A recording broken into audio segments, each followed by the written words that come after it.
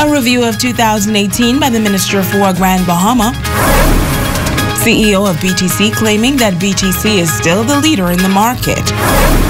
And another business has reason to celebrate.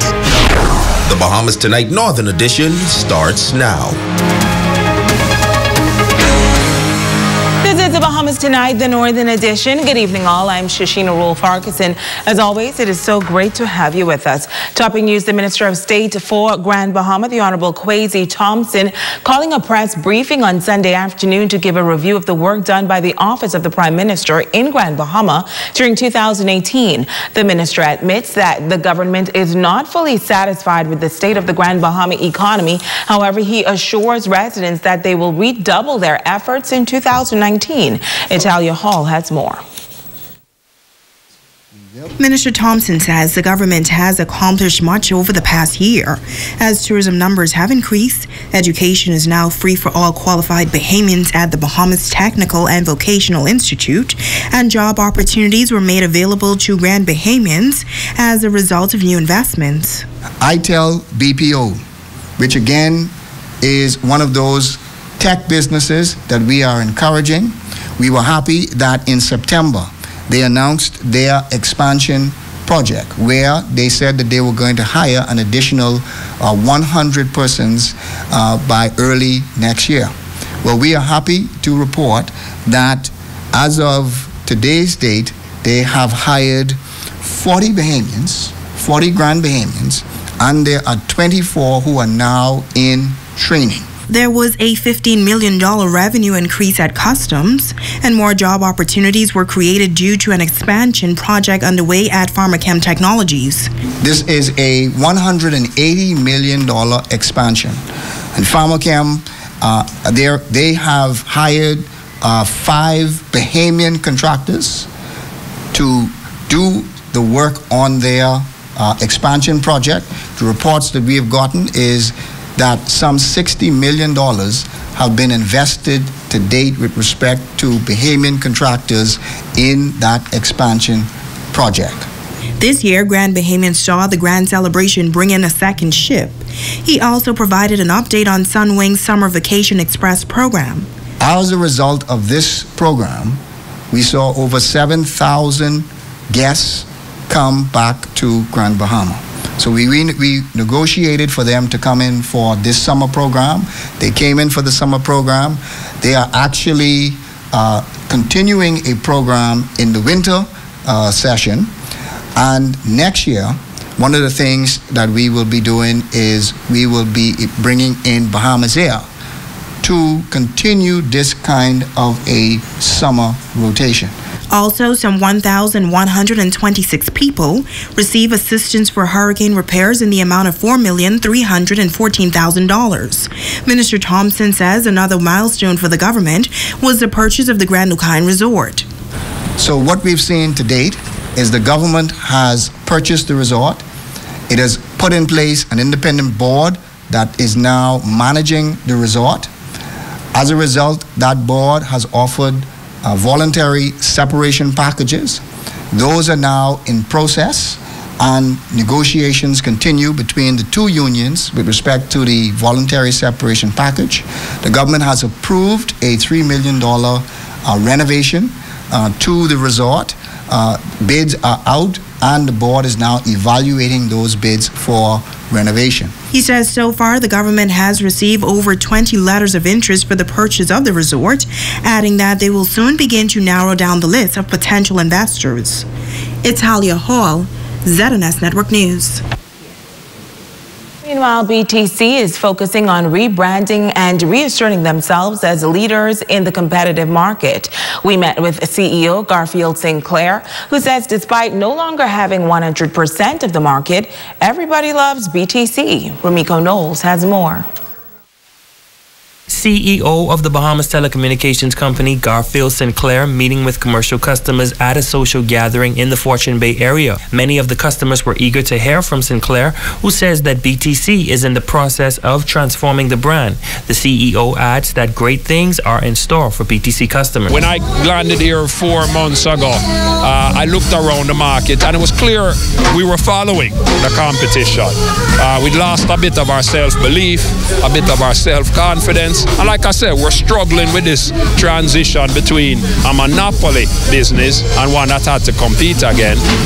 And I made everybody realize, and I'm still doing it, look, we still have 70% of the market. We still have 70% of subscribers, 74% of the value in the market. Yeah, absolutely.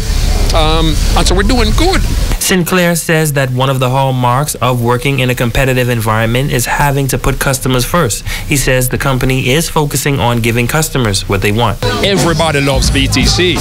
Even customers who switched tell me, boy, we love BTC, but we had to switch because I got a free phone. Your competition giving away a whole heap of free phone, and so I tried them, but are coming back, right? And so what we're going to do is put them in a position to make that comeback really easy.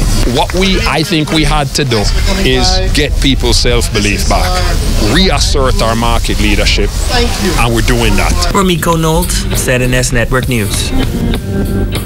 In news from the crime beat, 12 illegal immigrants captured on South Bimini. A joint operation mounted by Bimini Police and Defense Force officers resulted in these arrests. Reports say officers acting on intelligence went to a local resort on South Bimini around 11 Sunday morning, where they boarded a 36-foot vessel that was moored at the resort, and they discovered 12 illegal migrants, 3 females and 9 males on board.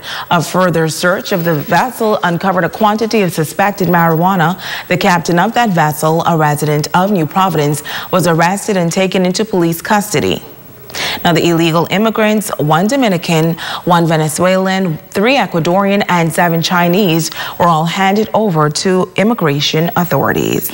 Meanwhile, Drug Enforcement Unit officers making a significant arrest over the weekend after they discovered suspected marijuana in 2 separate incidents and an illegal firearm. Reports are that on Saturday, December 15th, shortly before 6 p.m., officers of the Drug Enforcement Unit, while in the area of East Atlantic Drive, took into custody a 33-year-old male of Freeport after he was found in possession of 10 pounds of suspected marijuana in his vehicle with a street value of $10,000. A further search of the vehicle also uncovered a .38 revolver with 4 rounds of ammunition. And in the second incident, officers of the Drug Enforcement Unit acting on information proceeded to the Gouge Lane area, where they discovered in an abandoned building suspected marijuana weighing in at 10.5 pounds with a street value of $10,500. Now, there were no arrests made in this matter.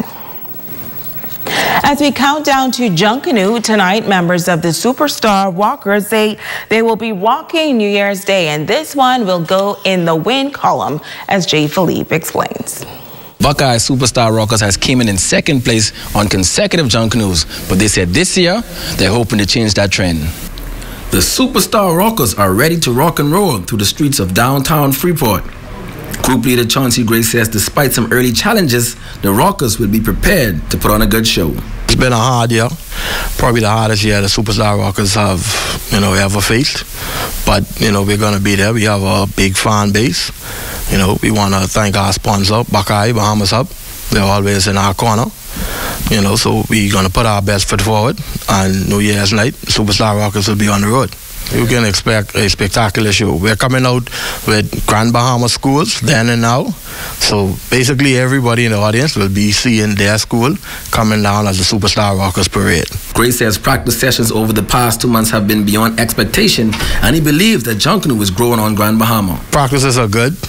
The Grand Bahama crowd, they come out to support the practices, which, we like to see. It goes to show that the love for Junkanoo and Grand Bahama is growing.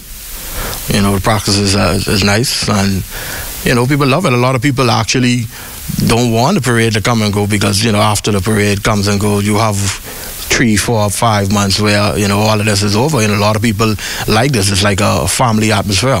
Co-leader Rico Nesbitt says a lot of time and effort have been committed to ensuring the best possible representation this New Year's Day. But you know what the Rockers bring to the road. Like I say, don't mind all the talking. They know where costume is, they know where music is, they know where performance is. It's just a matter of us putting things together and going out there and executing our plan. Group member Stephen Grant is confident that the Rockers will emerge as champions come parade day. We already in first. They got to come out there to beat us. Right now the people coming to see the Rockers. No one else. That's how I feel. Why the Rockers? The greatest group in Freeport, Grand Bahamas right now. As long as we round, everyone's second best. I'm Jay Philippe, ZNS Network News. Well, you heard it here first. You're watching the Bahamas Tonight, the Northern Edition. Stay with us. There's more news right after this break.